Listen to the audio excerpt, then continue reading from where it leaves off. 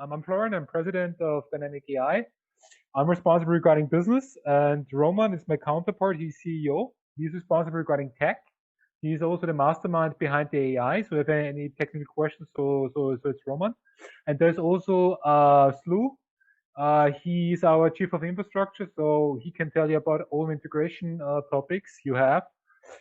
He's professor at the University of Kiev, yeah, for computer science. So the demonstration is cut into 2 to 3 parts, how we want to play. So first part is the car rental, Everybody is doing car rental. We do it by Gmail, and we do it for customer care, yeah?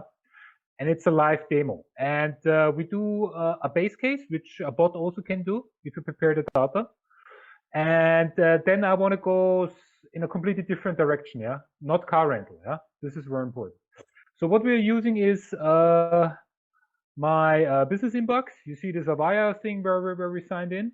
And then we have this customer care inbox, yeah, with 233 messages where we trained it on, where also our AI is connected to. Yeah? And then we have some other stuff we want to show you later, but this is currently the focus. So let's start with car rental. So in general,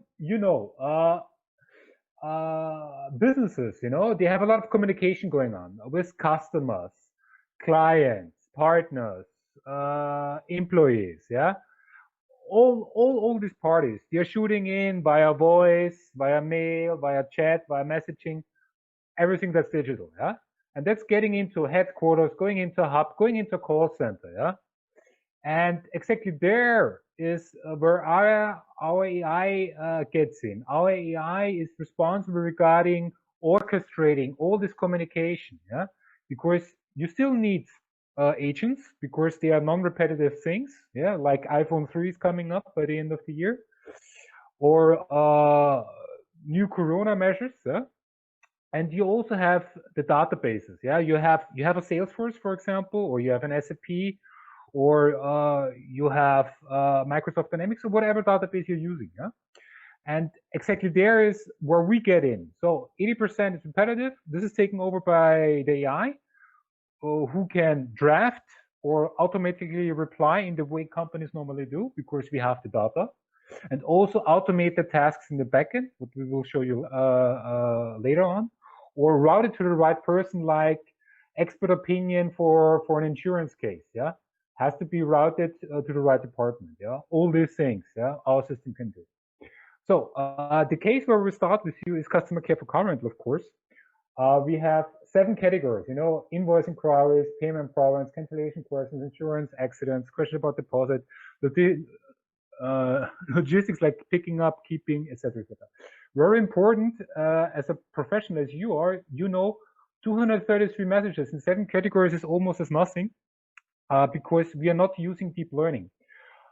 We use evolutionary algorithms. That means that we don't need the minimum of 1,000 messages per category, yeah, which is a huge advantage over other tools like bots or RPAs, who need much more data to start with. Yeah? So I would start now with a live demo. That means we use the demo at dynamic-ai.com inbox, where the AI is connected to the 233 messages. And I write it out of my professional inbox. This is the flow at dynamic-ai. And I would say we make a simple base case, like I had an accident, yeah. And we show you how the system is working, yeah. How it's calculating, and then from there we go somewhere else, yeah. So we've done a very similar use case with Blue Prism and Google, Florian.